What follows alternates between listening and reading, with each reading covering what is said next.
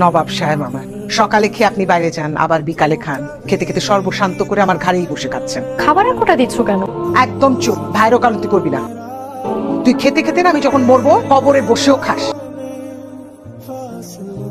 ও তো চেষ্টা কম করছে না। কিসের চেষ্টা করতেছে? দেশে করতে পারতো না?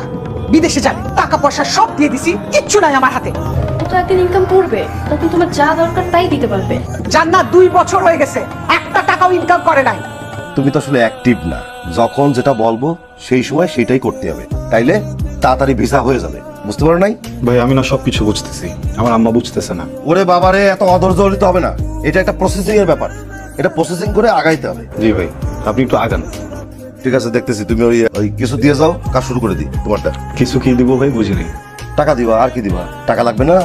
আবার কিসের টাকা পয়সা দিব ভাই? আপনার সব টাকা পয়সা দিয়ে দিলাম, আর 2 দিন পর পর যদি আপনি টাকা চান আমি টাকা কোথা থেকে দিব ভাই? এটা বললে হবে? আমি কি নোয়াখালী বরিশাল যাচ্ছ? বিদেশে যাবা, আরো টাকা লাগবে, এই টাকা দিতে হবে তো। বুঝছি। কিছু টাকা কত? 40-45 হাজার টাকা দিলেই হয়ে যাবে মোটামুটি। আমি কাজ শুরু করতে পারবো আর কি। ভাই আমি আপনাকে আর 1 টাকাও দিতে পারবো না। আমি অনেক টাকা দিছি, এখন টাকা ছাড়া যদি আমার যাওয়ানো সম্ভব হয় তাহলে যাওয়ান। আমাকে প্লেনে উঠাই দেন, আমাকে প্লেনে উঠে এখান থেকে পাঠাই দেন, আমি ওই পারে যাই। আমি কিডনি বেচে আপনার টাকা আপনার পাঠিয়ে দিচ্ছি ভাই। আর যদি না পারেন আমার সবকিছু আমরা ফিরে দেন ভাই। নাও নাও, সবকিছু নিয়ে যাও। তুমি টাকা দিবা, তুমি বিদেশে যাবা। প্লিজ আপনি একটু দেখেন। আমি সরি। দেখি কি করা যায়। সরি, অনেকক্ষণ দেরি করে ফেললাম। এজেন্সি থেকে ফোন দিছিল, কিছু ফর্মালিটিস ছিল, ওগুলো কমপ্লিট করতে করতে একটু দেরি হয়ে গেছে। আপনি মানুষটাকে যত দেখছি দিন দিন ততই বেশি। বেঁচে থাকার ইচ্ছাকে অসুস্থ প্রতিযোগিতা বলছে? বেঁচে থাকার আত্মচিৎকার কজনই বা শুনতে পারে বলেন? সরি, আজকে না একটু লেট হয়ে গেল, আমার যেতে হবে। ঠিক আছে, দেখা হবে আবার।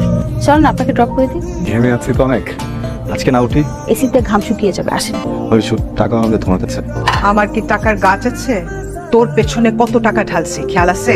একটা টাকা আয়ত করিস না, বারবার যেরকম টাকা চাস, লজ্জা করে না? টনসিলের ব্যথাটা একটু বেড়ে গেছিল মা, সরি। মায়া বলেন তো আমি কেন বারবার আপনার সাথে দেখা করতে আসি? মায়ের পড়েছেন? না, সুখের নেশায়। খুব ভালো লাগছে শুনে। আপনাকে অনেক অনেক ধন্যবাদ। আমার এই বাজে মুহূর্তগুলোকে আপনি অনেক সুন্দর করে ফেলেছেন, আমাকে এত সময় দিচ্ছেন। আমি দিনগুলো কখনো ভুলবো না। এভাবে বলবেন না প্লিজ। তাহলে কি বলবো? আপনি অঝোর বৃষ্টির মাঝে এক মুঠো রোদ্দুর।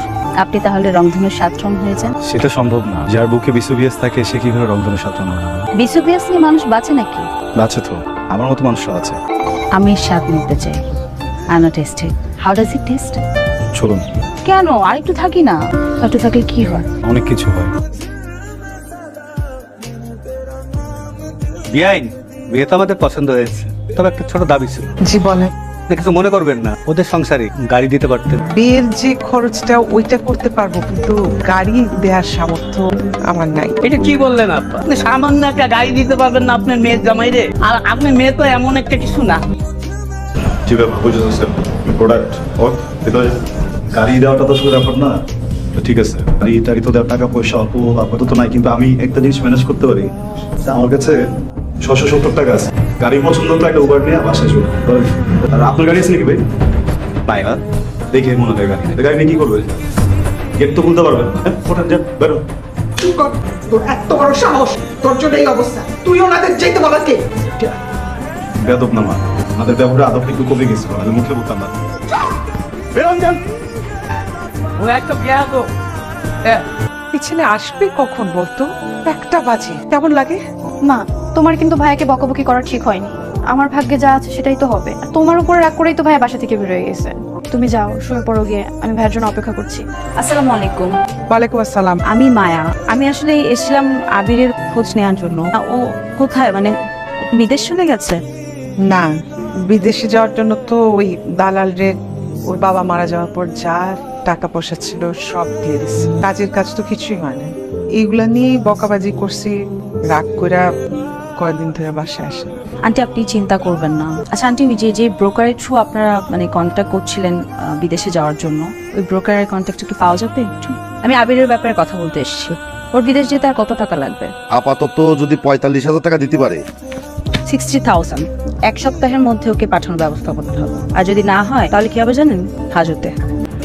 আবার হাজতের কথা কেন বলতে চান? হয়ে যাবে, বললাম তো হয়ে যাবে।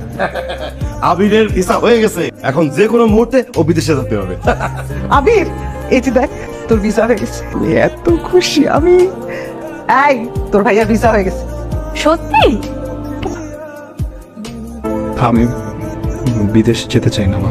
সব সময় নিজের যেটা ভালো লাগে সেটাই করবি। বিদেশ যাইতে ইচ্ছা করছে, সব টাকা দিছি, এখন আবার যাবি না, এটা ঢং। তোর মতো স্বার্থপর আমি আমার জীবনে দেখি নাই। আমি দোয়া করি আমার শত্রুরা যেন তোর মতো ছেলে না। মা মা একটা গুড নিউজ আছে। আমারও আপনাকে একটা গুড নিউজ দেওয়ার আছে, আমার বিয়ে ঠিক হয়ে গেছে। আমি আজকে কার্ডটা আনতে পারি নাই, আপনি কি যেন একটা গুড নিউজ দেবেন বললেন? ভিসা হয়ে গেছে আমার। ও কনগ্রাচুলেশন। যাওয়ার প্রিপারেশনের কিছু কাজ টাজ বাকি, তাহলে যাই। আমারও অনেক কাজ, বিয়ের preparation and all. Okay, see you soon. Maya, তুমি ফুলের মতো। Thank you.